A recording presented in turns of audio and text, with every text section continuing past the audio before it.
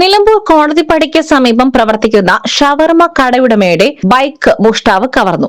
കോടതിപ്പടിയിലെ KL07 എന്ന ഷവർമ കടയുടെ ഉടമ ഷിഹാബിന്റെ ബൈക്കാണ് മോഷണം പോയത്.